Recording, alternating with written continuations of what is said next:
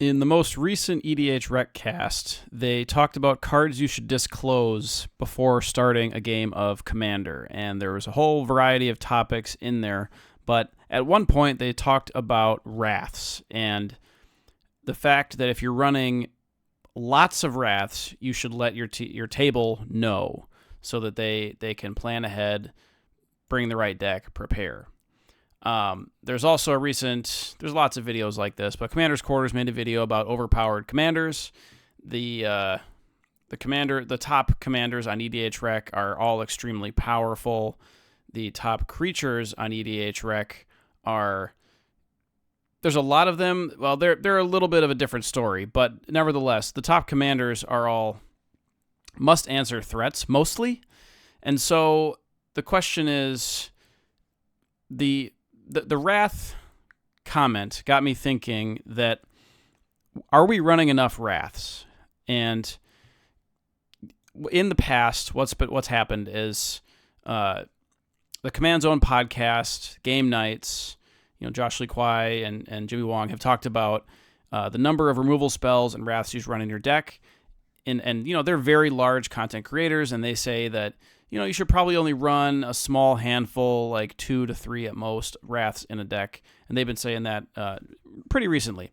However, even they have changed their tone with cards that have Ward, which the most powerful, the most annoying one I talked about earlier was Voya, which I pronounced wrong in the video. It's Voja, Voya, Jaws of the Conclave. Cards like this mean that a Wrath is a much better answer than spot removal. Like Swords to Plowshares would cost 4 on this card. So if you're playing not enough Wraths, like the Command Zone says, I'm tabbed over to the Saffron Olive one here, but if you're playing not quite enough Wraths, like Command Zone is saying, then cards like Voya are going to be difficult to answer. And so that got me thinking, I should probably bump the number of Wraths up in my decks. I have recently been tinkering with a Giada Font of Hope deck.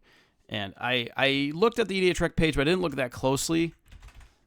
And as you can see, there are actually a lot of Wraths in like most commonly played decks. Like half of decks have Austere Command, Farewell, Cleansing Nova, Wrath of God. It dips a little lower at this point. Mass Calcify, Vanquish the Horde, Ravnica at War. And this makes a lot of sense, actually. Some of these are one-sided. Mass Calcify, Ravnica at War. And one-sided Wraths, I feel, are not a major problem because you are still able to get ahead. You are still able to execute your game plan. Whereas a card like Vanquish the Horde, or especially the number 1 Boogeyman, Farewell, everyone talks about this. This is pretty high on the SALT score as well. I won't pull that up just so people can have a break from the SALT score, but Farewell erases the whole board. And I made a little bit of a joke here that, like, the Scooby-Doo gang unmasked Farewell, and really it's just Sway of the Stars. So the question is, if you're running all these Wraths, not including Farewell, let's say you're running like Cleansing Nova, you destroy all creatures or destroy all artifacts and enchantments. I think this is something that we need to look at again with Enchantress decks running around, with Ward running around, with just super powerful creatures and engines just sitting in play. And having stuff like this. And the new card, Everything Comes to Dust. This is an interesting one. This is a one-sided Wrath for Angels for Giada. Is it good enough for Giada? It's a little pricey mana cost-wise, but in an Angel deck, your average cost of your Angels is like 5-6 mana. You're running Lyra Dawnbringer, Herald of War, Sephara Skysblade, Valkyrie Harbinger, and it's like this is going to be tough for you to get to the point where your Angels are a threat. You're going to get run over by aggro strategies pretty often if you don't play enough Wraths. So if I'm only playing 1 or 2, not ideal. Another deck I was thinking of was Nogi Draco Zealot, which really the Dragon is a better version of this. However, my idea was that Nogi is a much less threatening commander. If someone sees Dragon, they're going to gun for me right away. But yeah, Earthquake here. So Earthquake, I looked at this on the page. This is way too low, by the way. In a Dragon deck, you should be running Earthquake, dealing damage to everything without flying. But yeah, Chain Reaction, Blasphemous Act are in here. I built a list on Archidekt. I don't have it pulled up, but the list has like 8 Wraths in it. I'm gonna try it out. So yeah, Breath Weapon. This is a good one-sided Wrath. It's 3 mana. It sweeps away the small stuff, and it doesn't kill Nogi, which is nice. The idea here for me is here's the top Wraths based on EDHREC play.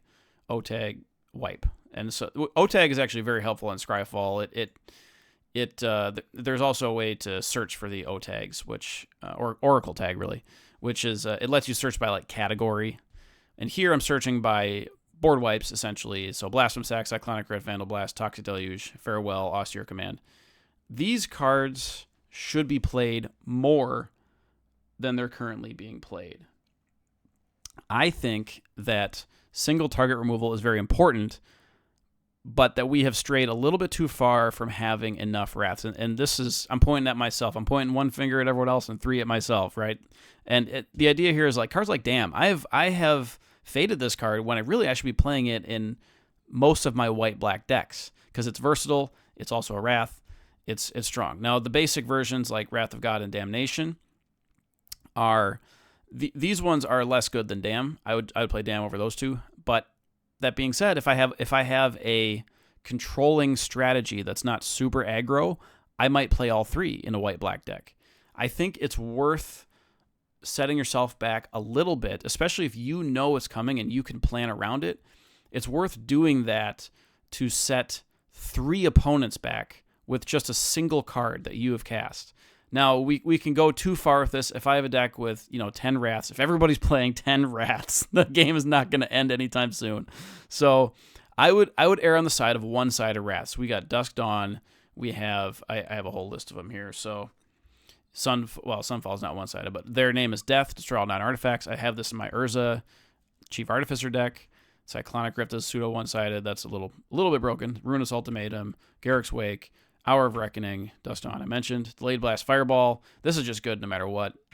Azorius Predation. It's a green pseudo Wrath, but it's nice. Scourge of the Fleets and various other blue bounce spells that return things based on the number of islands. These are all pretty good. And so I just want to mention that we need to be playing more Wraths. And one thing I want to point out here is the quadrant theory, which was developed by Brian Wong on Limited Resources podcast. This explains why. Well, this will help me explain why Wraths are good, because when you're at parity or when you're losing, you want to be playing a Wrath. This hurts your opponents more than it hurts you, because even if you're all at parity and you're all equal, you're -1 and they're each -1, so it's -3, -1. So it's you've pulled ahead based on the number of cards that you've spent on the board, and this would be a cool concept to explore further, but I'm just going to mention it here. Blogatog, Mark Rosewater mentioned that he's not inherently considering Wraths a problem. And somebody in the comments pointed out, yeah, congratulations to the poster. They've discovered one of the major archetypes that's healthy and necessary for a metagame. Congratulations. Yeah, I mean, I think people need to be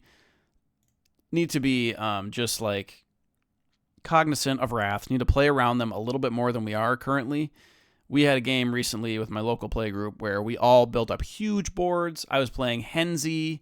Did I pull up the Henzi page? I'm not sure if I did, but I played Henzi. I had a huge board. I was pulling stuff from the graveyard, making a whole bunch of things, and not many Wraths were played. And I noticed this, and it's just a concept that I want to explore further.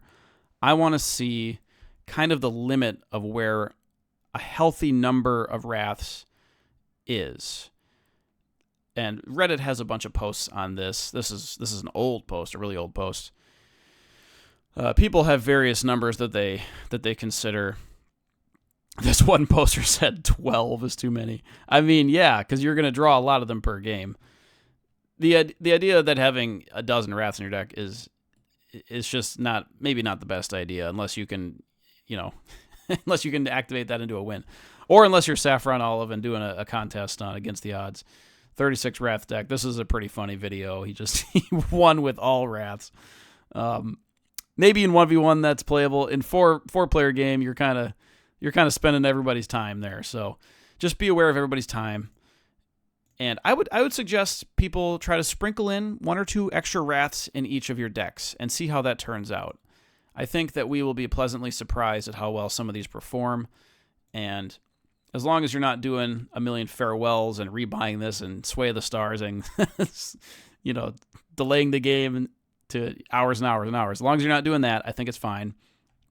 Also play single target removal, but Wraths, I think, have been underrated. And I'm going to leave everybody on that. What do you guys think in the comments? How many Wraths do you think we should play?